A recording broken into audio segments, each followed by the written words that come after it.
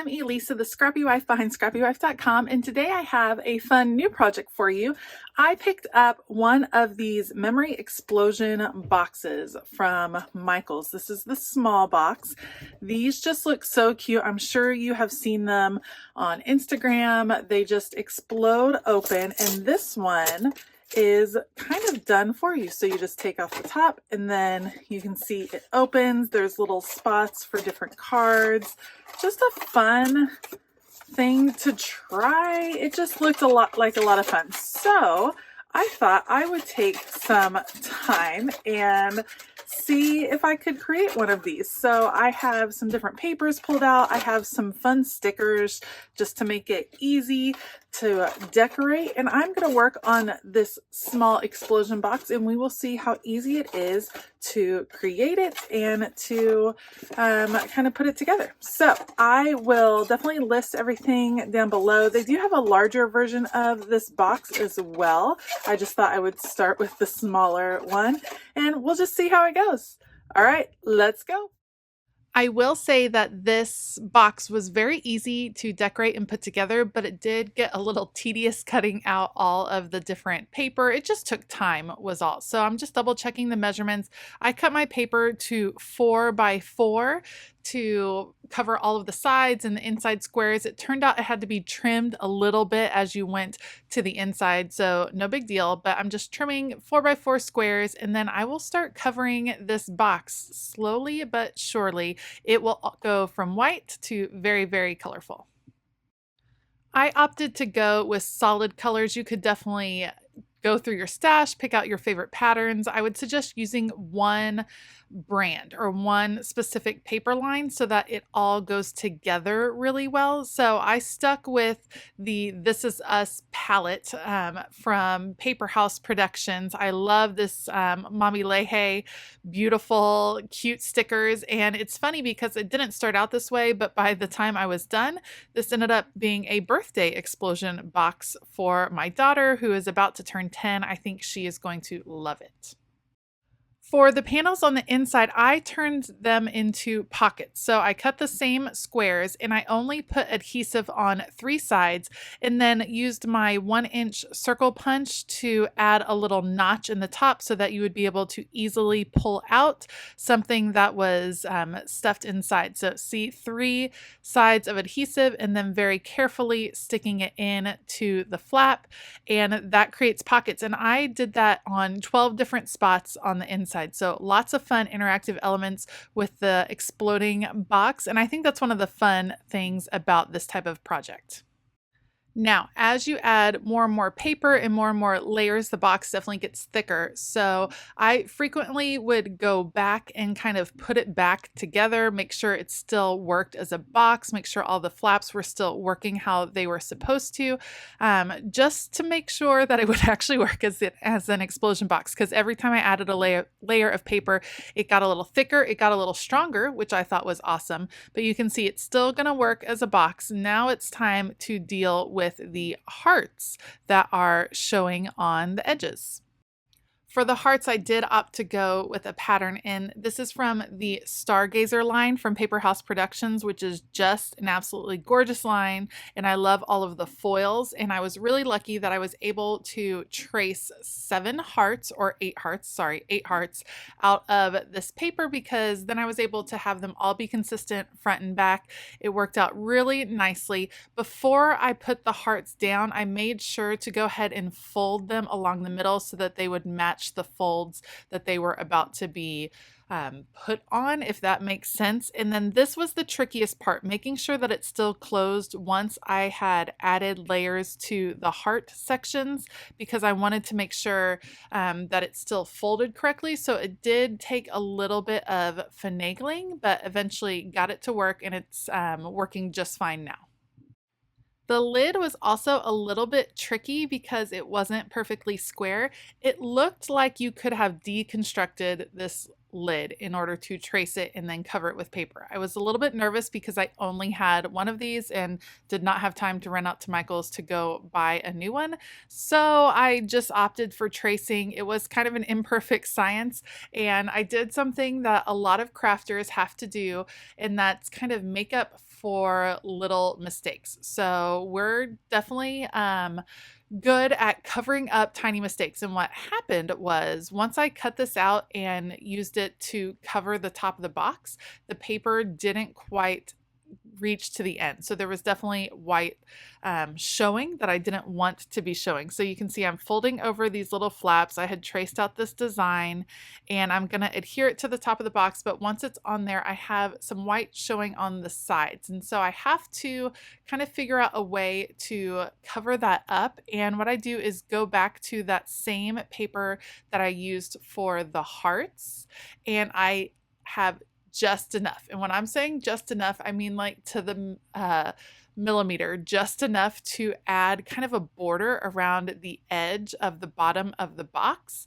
And it brings in that beautiful pattern that you're going to see when you open the box, which is kind of a nice preview.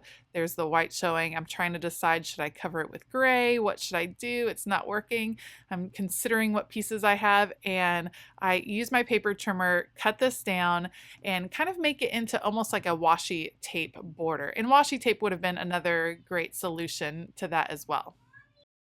Once I had finished getting the lid all sorted out and had all of the sides covered, it really felt like the hardest part of this project was done, which was nice because now I had a beautiful blank slate. I feel like if you were really enjoying these explosion boxes, it would make sense to do a bunch of what I would call blank slate versions, or just ones like this that have a really simple color palette that you could come back and decorate later. All in all, I would say this whole project took me about an hour and a half, and I still need to go back and write the little notes, but this up to this point took probably an hour of that time. The decorating came much faster, so putting that together, and then now it's time to decorate, and I'm actually going to use some post-it notes. So again, this is from the This Is Us line, designed by Mommy Lhey, this particular line, and I think it is so cute. And I'm using these post-it notes kind of like they're stickers, so I'm just going to add adhesive on the back, and when I put it down on the paper, I will fold it over and create a little tiny little note card. And that's going to be a fun way to create a little insert. You could put tags, you could fill it with stickers, you could do all kinds of things. Photos, you'll see me use a few photos later on. There's all kinds of ways to personalize the inside of this. I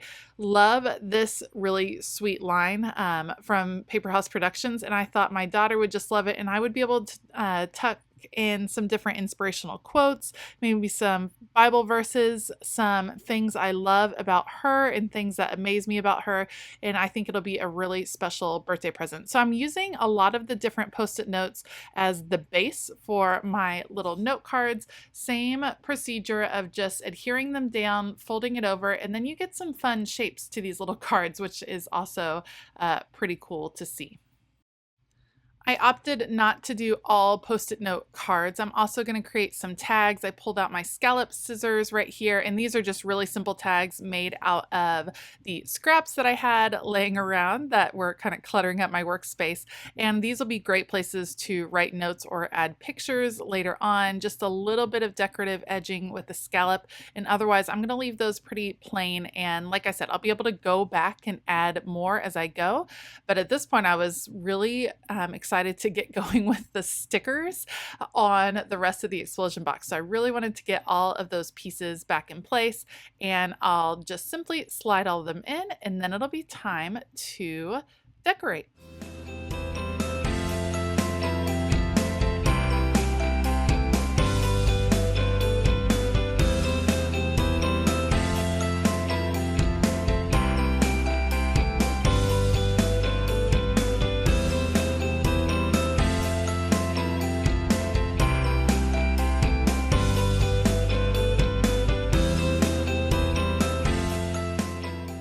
When I'm working on larger projects like this, it helps me to kind of follow a pattern. So I love these two books. They go together really well by the same designer, so it's going to be really easy to mix and match the stickers. I'm creating a little cluster of stickers on the top, and that's kind of what I'm going to do throughout. Layering stickers is a lot of fun. It's really easy. I've had people ask me all the time about layering and how I know how to layer. practice with stickers. That's a great way to do it. These are really forgiving, so I'm able to pull them up and slide them underneath each other if I change my mind on the order of the layering, which I absolutely love. Also, when I'm placing them down, I am just placing them and not pressing them down all the way until I'm sure that that sticker is where I want it to be. And you can see I'm kind of following a pattern. So each of the purple squares on the inside is going to have a girl, and we'll also have a quote that comes from the sticker book. And then I will be able to add a few little extra pieces here and there that kind of decorate the little hearts, little coffee cups, and things like that. I love the representation in the sticker book. I think it's fantastic. And I think my daughter is absolutely gonna love looking through all these. And I will have some extra sticker pages that I will be able to kind of tuck in. I'll probably cut them out of the book or cut in little strips and tuck those stickers in so she could actually add stickers of her own, which is another great way to gift this, because you could create it for a friend and then give them the embellishments and let them do what I would call the fun part. Like, you do the hard work of adding all the color and then let them do the fun part. All right, on all the pink squares, I am adding some washi from that same line. It has those same girls on it, which are so cute. And then I'm going to be using the Post-it notes again. There's one that's shaped like a diamond that says, "You got this." And I think that's a message I want to tell my daughter over and over again.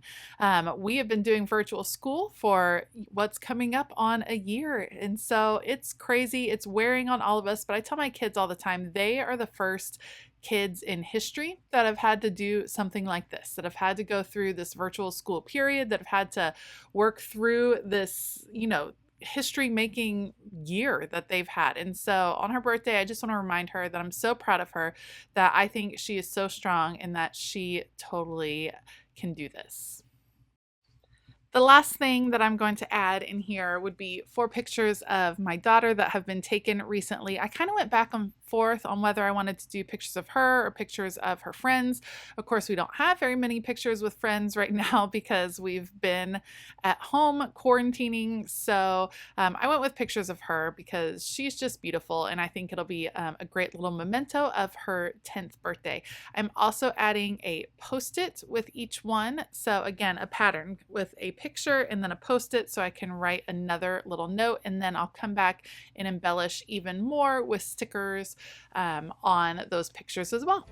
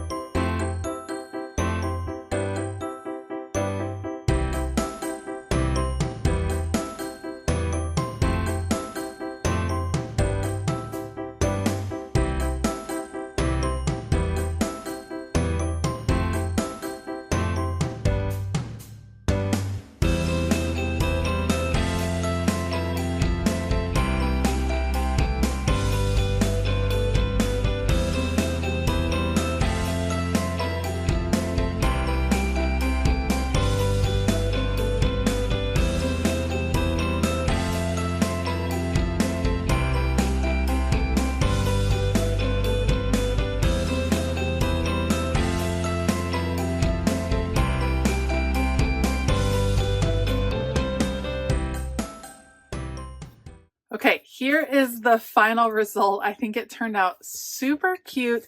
It definitely took a little bit longer than I anticipated, but still wasn't too difficult. It was mostly just the cutting out of things. So here we go. And then it opens, and there are all kinds of fun things to explore. There's tags to pull out that I can write little notes on, inspirational quotes, little cards, tons of fun. You could tuck in stickers, little prizes. I think that's probably what I'll do for my daughter's birthday, but it turned out super cute, super fun. I think she is going to really, really like it. So I hope you enjoyed this video. If you like it, please give it a thumbs up and consider hitting that subscribe button as well as the bell notification button. I have listed all of the supplies down below. Otherwise, I hope that you have a fabulous day. And as always, keep it creative.